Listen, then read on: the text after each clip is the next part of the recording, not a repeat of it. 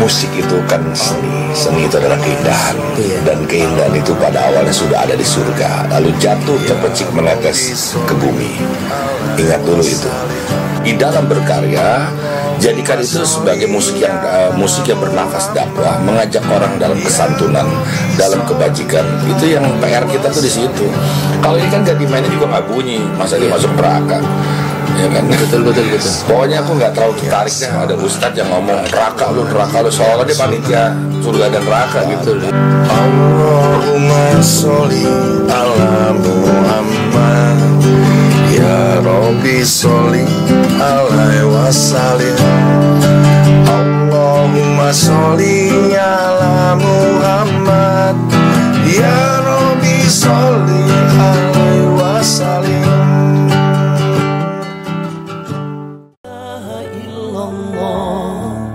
La ilaha illallah, la ilaha illallah, la ilaha illallah, la ilaha illallah, la ilaha illallah, la ilaha illallah, la ilaha illallah.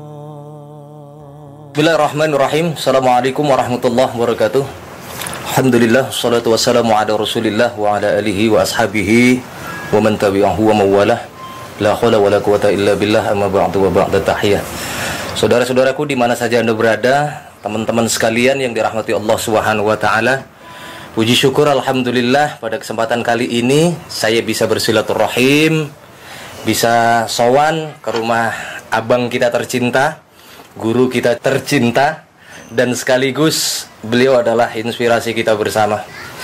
Saya yakin semuanya udah pada kenal, dan pada kesempatan kali ini kita langsung saja akan dialog, kita ngobrol bareng, kita sharing, kita ambil ilmu dari apa yang beliau sampaikan nanti untuk kita semua.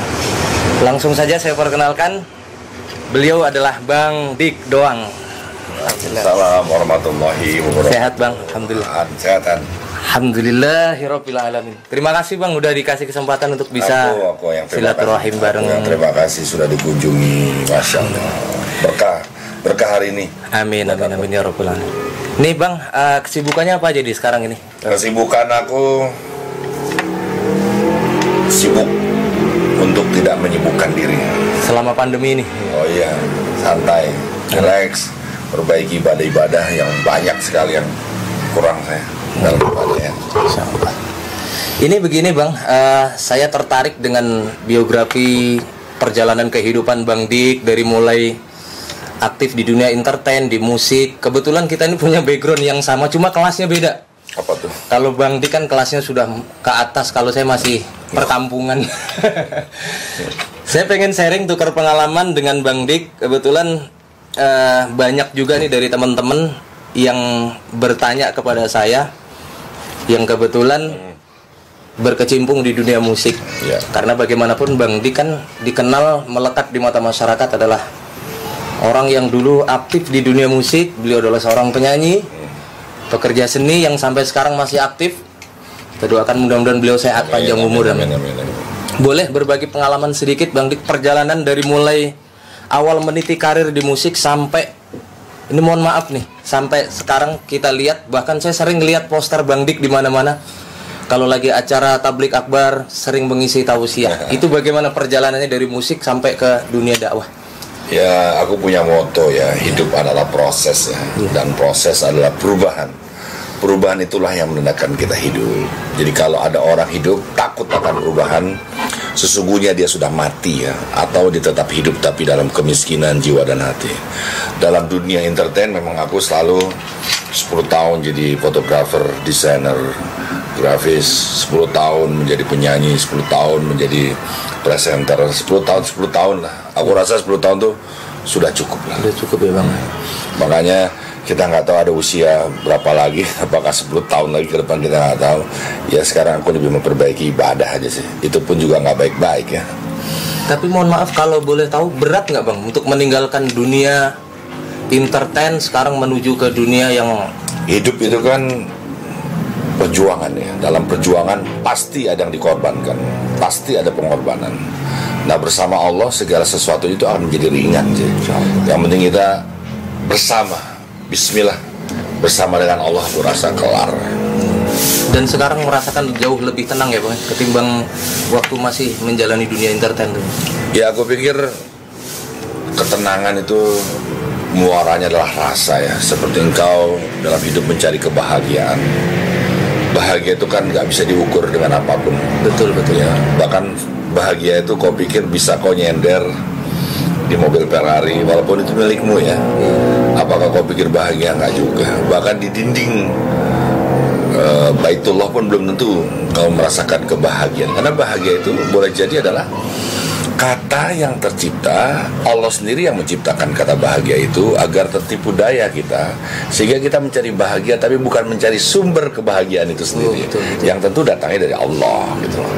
Jadi dengan kata lain, jangan kamu cemburu pada kebahagiaan orang, karena apa yang kamu lihat itu belum tentu di baliknya itu adalah kebahagiaan yang hakiki ya. Iya.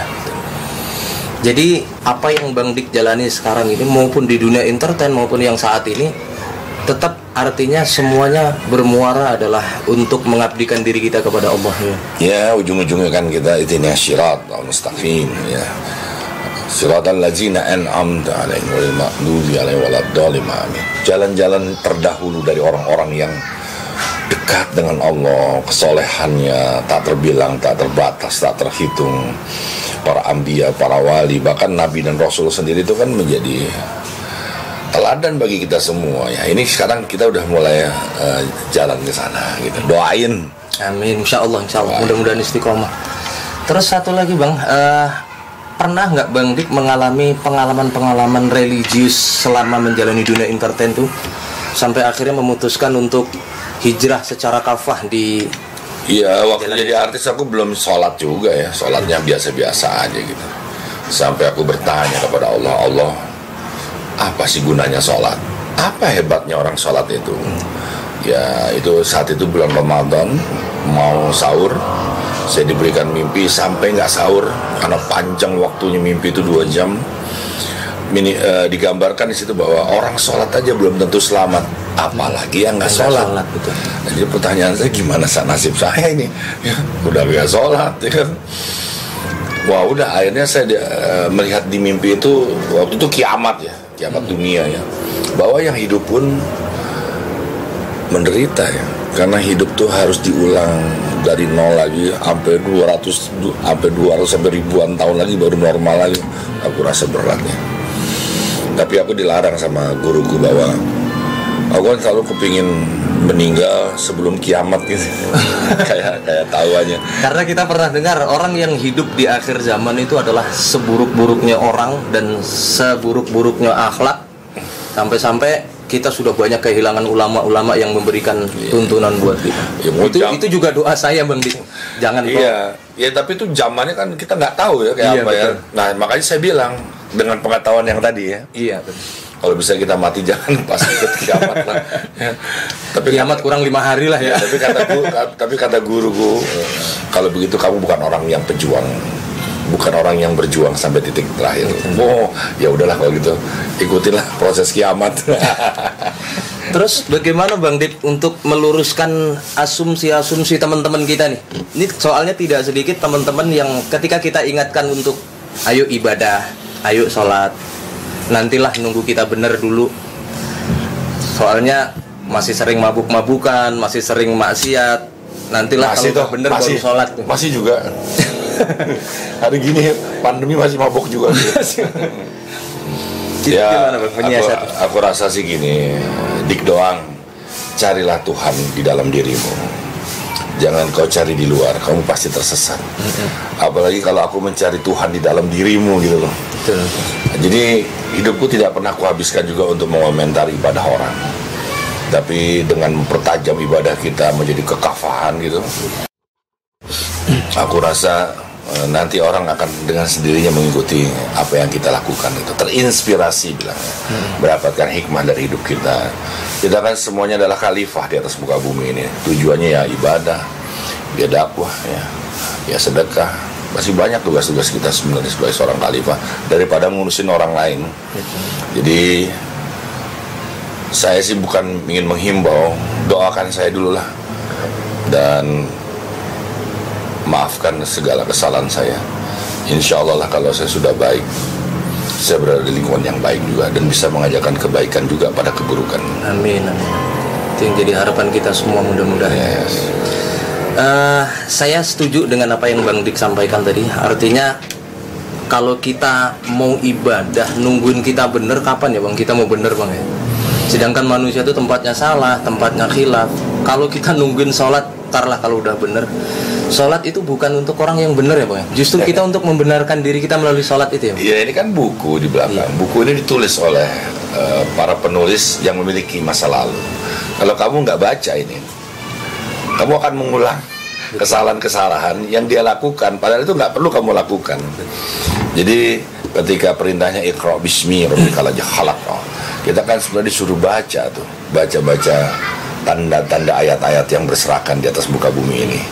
Seperti hujan kita harus mau ngapain, ya, musim penghujan kita harus ngapain, ketika musim kemarau berkepanjangan kita harus ngapain. Tapi kalau kamu tidak ngerti juga itu direspon seperti apa, Iqra wa rabbukal akram allazi 'allama bil qalam. Ada Quran nih, kalau Quran ini punya cabang-cabang lagi ya dibaca lah gitu. Jadi teman-teman, nggak harus kamu kehilangan anakmu andaikan kamu punya anak terus kamu baru merasakan kematian adalah sebaik-baiknya pelajaran. Kamu juga punya orang yang kamu sayang sebagai pendamping. Kalau nggak ibu ya istri kamu, nggak perlulah diambil dulu baru kamu tobat gitu loh, ya kan?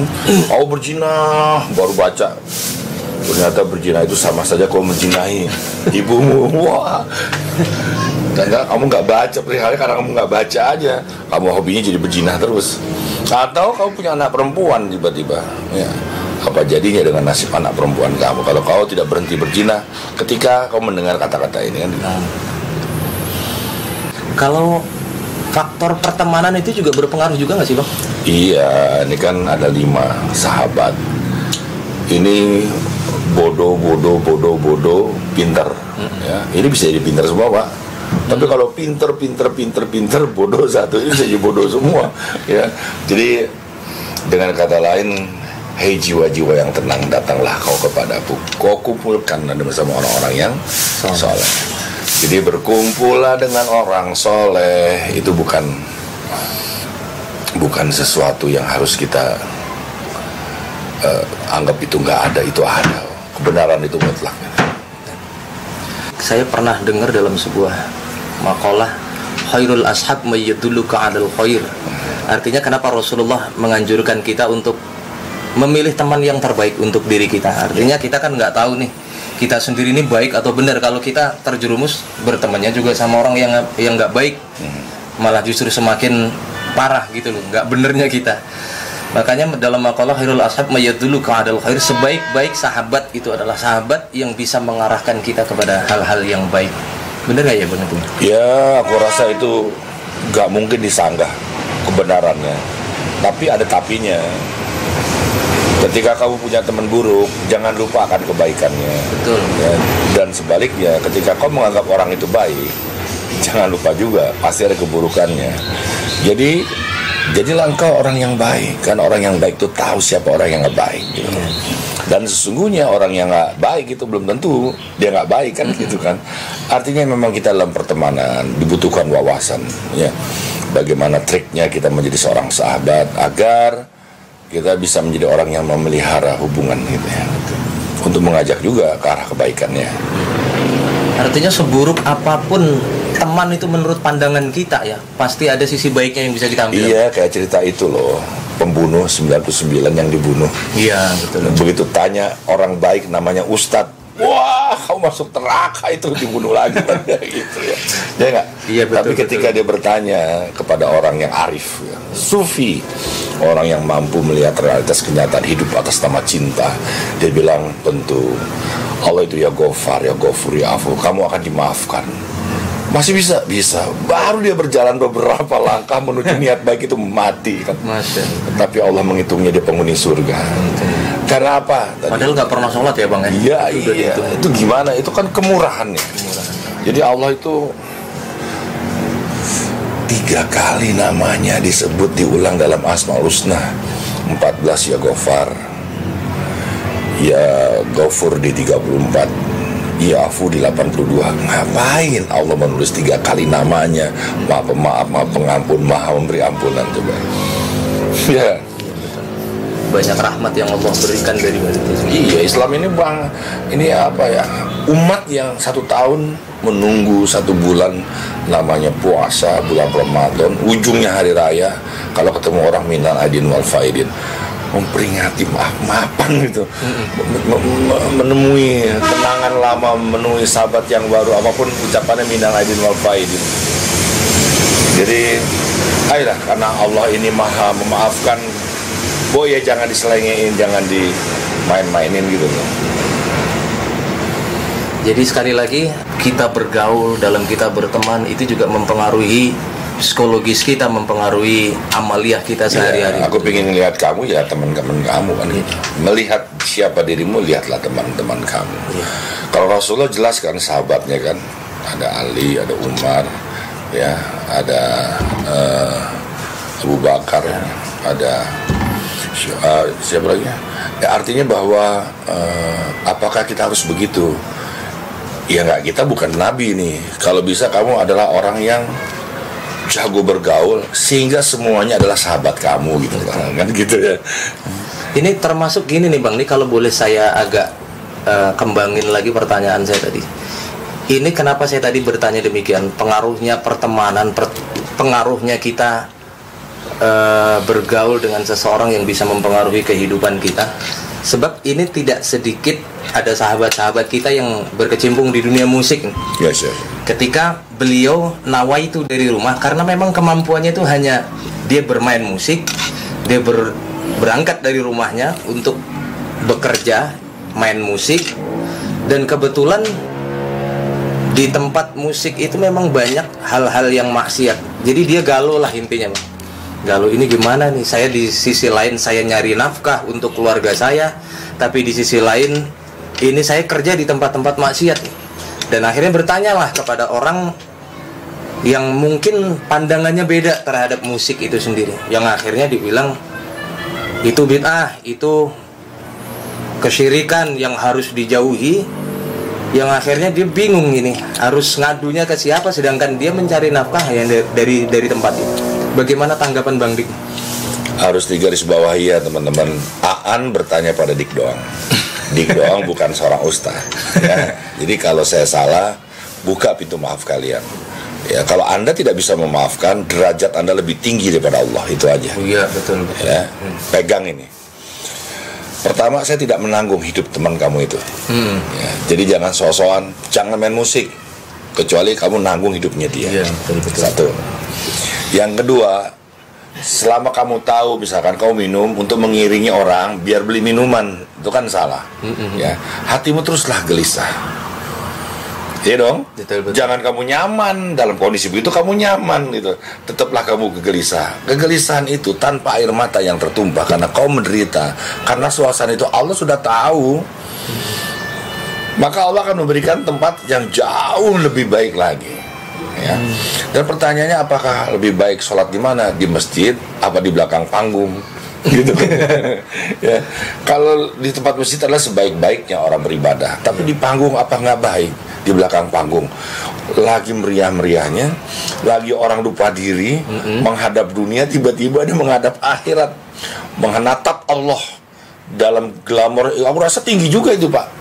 Jadi bagi orang adalah itu panggung, bagi dia adalah masjid tanpa kubah. Iya, ya, orang hanya melihat kalau masjid itu seperti begitu, dia melihatnya dimanapun itu masjid, kan beda lagi. Nah, jadi teman-teman, kalau Anda masih berada di situ, gelisahlah, karena kegelisahan itu tanda kau berpikir. Saat kau berpikir, ingatlah kau diberi akal oleh Allah. Ya, tapi kalau kamu ada kerjaan lain, ya monggo segera ditinggalkan. Tapi kalau belum, sekali lagi, siapa yang nanggung hidup kamu di situ? Ya. Pertanyaan ini sebenarnya pernah menjadi dilema saya selama dulu saya berkecimpung di dunia musik. Kebetulan saya dulu juga backgroundnya rock musiknya. Dan di saat saya perform di satu kafe ke kafe yang lain, memang di situ rata-rata tempat saya main itu bar yang banyak menyuguhkan minum-minuman keras. Namun di sisi lain saya berdakwah. Saya sempat galau dan dilema satu, banyak bertanya dengan guru-guru saya, apa yang harus saya jalani? Apa harus saya tinggalkan musik, saya fokus di dakwah atau bagaimana? Bahkan saya masih ingat saat itu ketika almarhum Uje masih ada, ketika kita bareng syuting Tablik Akbar Ramadan di RCTI, saya sempat sharing sama beliau. Malah beliau menyarankan saya, antum harus jalani musik, karena siapa lagi yang berdakwah di dunia yang seperti itu? Dan antum jangan sampai terpengaruh ke pergaulan seperti itu. Paling tidak ada sisi dakwah yang antum sampaikan melalui musik. Bahkan waktu itu saya sempat sharing juga nih bang ke kiai saya menyarankan saat itu, coba kamu sharing dan baca biografinya Haji Roma Irama. Beliau bermusik tapi berdakwah. Saya pikir-pikir, kalau Haji Oma memang syair lagunya bernafaskan dakwah gitu. Sedangkan saya saat itu mohon maaf lagunya ya kayak model Metallica, Bon Jovi dan segala macam Sepultura. Ini mana sisi dakwahnya, saya bilang. Cuma guru saya tetap untuk saat itu bilang ke saya, masukkan unsur dakwah sekecil apapun dalam musik itu. Nah, saya berpikir begini bang, dakwah itu kan bukan hanya bil lisan, tapi juga bil hal, dengan perbuatan. Dan saya waktu itu ketika orang request, suka, tidak sedikit orang tamu itu yang ngasih kita bir, ngasih kita Jack Daniel. Dan disitulah perang saya saat itu untuk menolak. Dan ketika saya sampaikan, mohon maaf kita nggak minum gitu. Dan buat saya saat itu ya mohon maaf, itu adalah sebuah jihad gitu. Nah, persepsi seperti itu tuh kira-kira menurut Bang Dwik itu sudah tepat apa belum? Kalau itu diterapkan juga sama teman-teman yang saat ini masih berkecimpung. Ya, kalau semua orang harus jadi santri, semua orang jadi ustadz, semua orang jadi ulama, nanti jamaahnya siapa? Yeah. Jadi gini dulu ya, musik itu kan seni. Seni itu adalah keindahan. Iya. Dan keindahan itu pada awalnya sudah ada di surga, lalu jatuh terpercik menetes ke bumi. Ingat dulu itu. Dulu sudah ada irama namanya semilir angin, mungkin di kedalaman surga yang kita tidak pernah ada di sana. Daun-daun tertiup, semuanya juga menari-nari. Dengan apa? Dengan suara yang semilir. Kita tidak pernah tahu nikmatnya seperti apa. Air yang mengalir juga begitu, ikan-ikan yang berenang juga begitu. Jadi kenapa sih kamu merusak irama itu? Dengan airnya memasukkan unsur yang tadi memabukkan dan lain-lain. Jadi balik lagi teman-teman semua, do, re, mi, fa, sol, la, si. 7 ya, 7 kali tawab, 7 kali sa'i, ya kan? 7 ayat di dalam Al-Fatihah, ya, 7 yang terkunci di Saibul Kafi, 7 lapisan bumi, 7 lapisan langit, 7 juga lapisan yang ada di akhirat nanti. Terus udah begitu, kalau 7 ini sebagai nada dalam irama di musik, sebenarnya kita harus menikmati Allah maunya apa. Kamu jangan 9, ntar lagi jeblok. Jangan 5 juga, rapot kamu ntar merah. Jadi 7 yang sedang-sedang saja. 7 itu apa dalam Asmaul Husna? Rahman, Rahim, Malik, Kudus, Salam, Mumin, Muhaimin, yang maha mengatur. Ini ada gitar, kamu nggak bisa ngatur cara mainnya, bisa nggak bunyi? Berantakan bang. Berantakan. Jadi sebenarnya Allah itu sudah menciptakan ini semua. Kitalah yang ikhtiar di dalam berkarya. Jadikan itu sebagai musik yang bernafas dakwah, mengajak orang dalam kesantunan, dalam kebajikan. Itu yang PR kita tuh di situ. Kalau ini kan nggak dimainin juga nggak bunyi, masa dia masuk neraka? Ya kan? Betul. Pokoknya aku nggak terlalu tertarik dah ada ustadz yang ngomong neraka lu, soalnya dia panitia surga dan neraka gitu. Betul, yang punya pintu surga ya bang. Berarti lebih ke suasananya ya bang ya, suasana saat di tempat bermain musik itu sendiri yang boleh dikatakan itu yang ya makan suasana. Kamu bersenggama dengan istri adalah suasana. Bermusik juga kalau lagi nggak mood, nggak ada suasananya juga nggak dapat. Tapi kan sekali lagi awal kita ngomong apa? Semua suasana itu muaranya adalah rasa.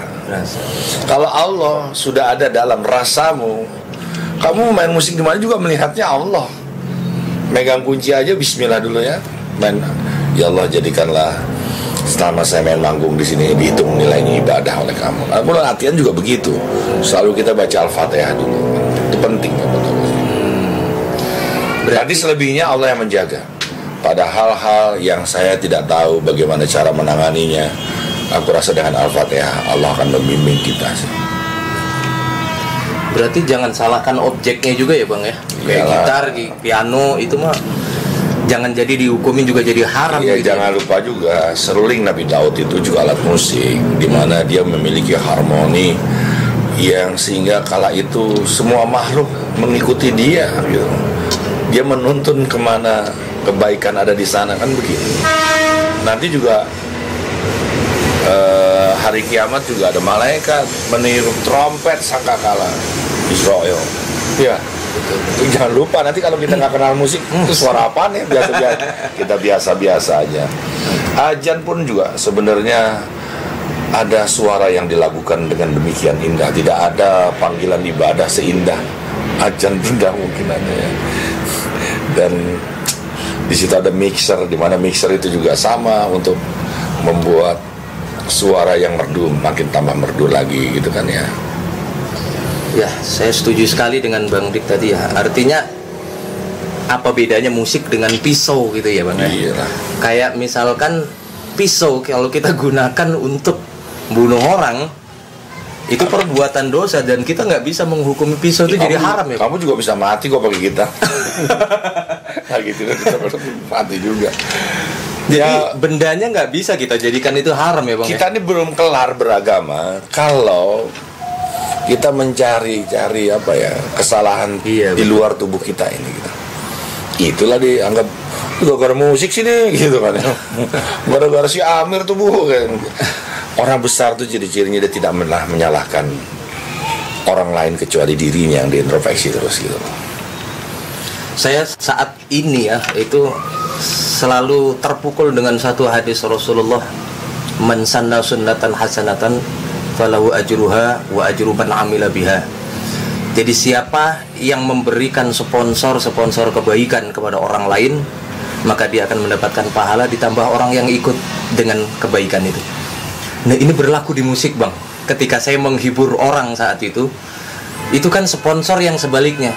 Wa man sanna sunnatan syai'atan, yang memberikan sponsor keburukan, orang jadi betah di situ. Dengan kita bawain lagunya, orang jadi betah, minum lagi, terus berlama lagi di tempat itu. Itu benar, saya saat itu merasakan antara pintu surga dengan jurang api neraka. Saya punya cerita itu. Betul. Ada orang datang kepada saya, dia bertanya, Dik Doang, saya mau bikin konser musik nih, nggak ada yang bantu, tapi mohon izin ya, tempat-tempat PSK sana pada ngebantuin semua gitu. Waduh, saya mungkin salah ya, saya bilang gini, kalau bisa jangan. Kok jangan, kan duit nggak ada agamanya katanya gitu. Ya tapi barusan lo tadi ngomong, lo dibantu oleh WTS, kecuali lo nggak tahu uangnya dari mana gitu loh. Iya. Ketika lo tahu itu uangnya uang haram gitu, jangan. Oh nggak bisa, marah sama gue jadinya. Marah. Bikinlah musik.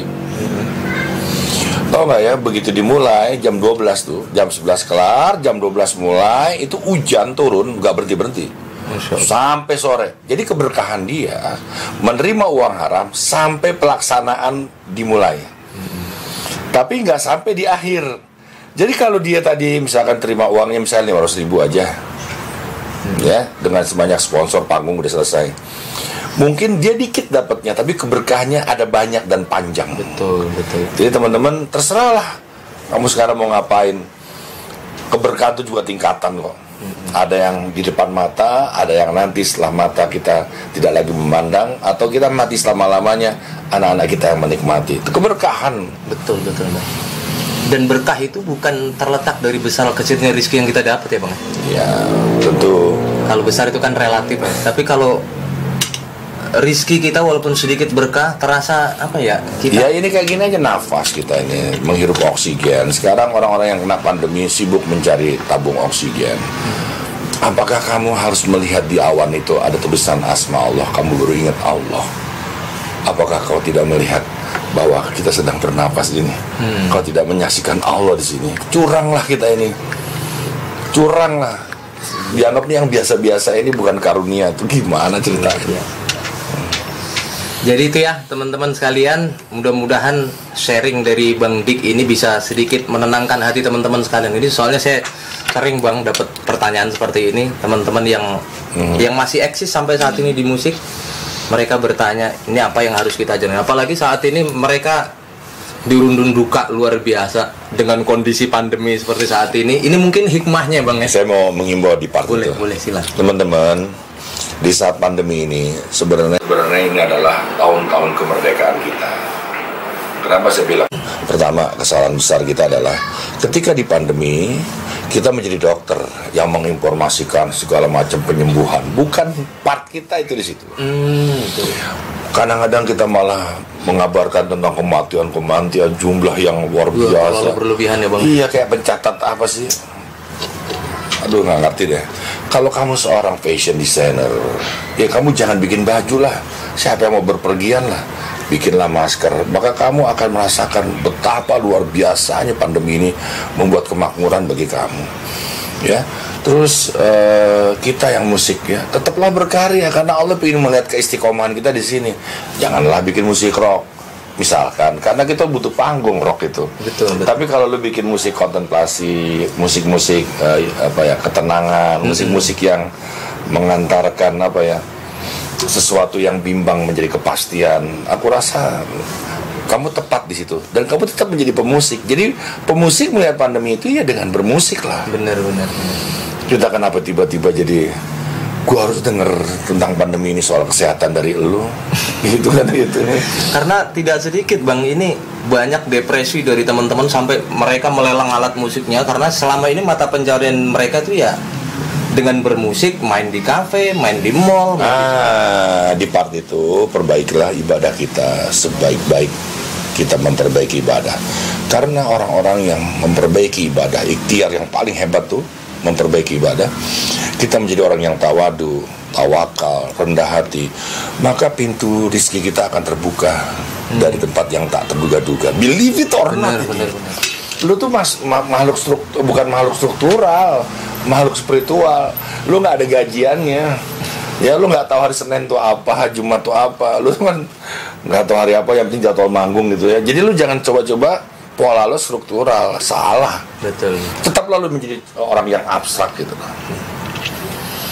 Nah mungkin boleh Bang Dik, sebenarnya kalau kita pengen ngobrol banyak banget ini. Saya pengen banyak sharing dengan Bang Dik. Cuma saya hanya ingin intisari closing statement dari Bang Dik untuk memberikan motivasi dan semangat buat teman-teman, terutama yang bermain musik yang saat ini mengalami kedilemaan yang luar biasa ketika dia bertanya dengan guru yang haram harus ninggalin musik secara sepenuhnya, sedangkan dia tidak ada kemampuan atau kreativitas lain selain bermusik. Dan untuk menyiasati di saat pandemi saat ini, apa yang harus mereka lakukan gitu?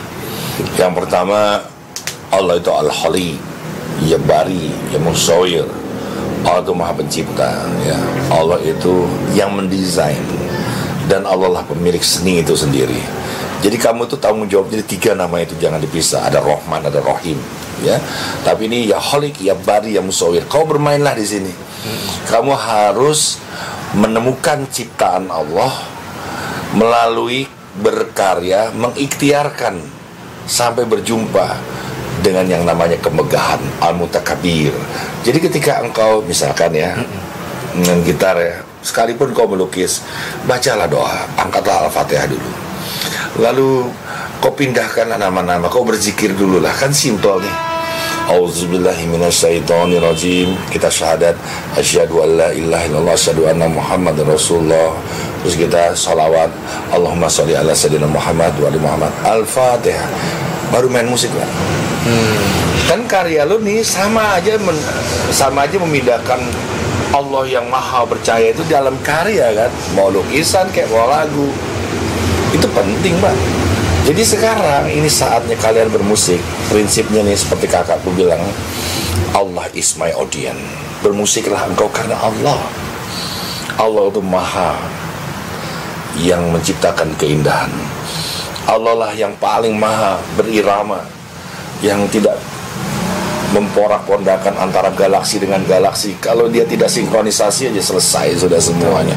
Terus jangan pernah berhenti kamu jadi pemusik, tiba-tiba kau alih profesi dan gagal lagi, berarti lu nggak mati syahid itu. yakini. Nah, yang terakhir Bang Dik, saya pengen banget, udah lama nih nggak denger suara Bang Dik lantunkan 1 atau 2 bait lagu syair yang bisa memberikan spirit buat teman-teman. Waduh, nah, ini ada gitar nih Bang Dik. Ini putus gitarnya.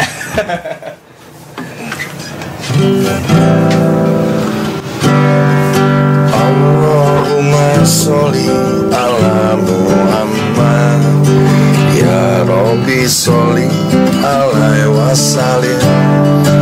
Allahumma sholli ala Muhammad, ya Rabbi sholli alaihi wasallim.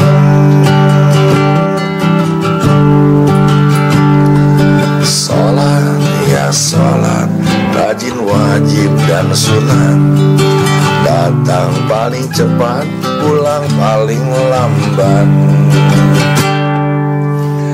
Luar biasa, masih oke suaranya sampai sekarang ya Bang. Boleh nih kapan-kapan kita kolaborasi nyanyi bareng. Bang Dik, ya Allah, terima kasih banyak atas waktunya udah mau. Mohon maaf lahir batin. Yang kita butuhkan adalah saling memaafkan dan saling mendoakan. Betul. Jadi tetap optimis buat teman-teman sekalian. Segala sesuatu yang kita jalani saat ini tidak ada satupun yang tidak ada sisi kebaikan yang bisa kita dapat. Betul ya Bang ya.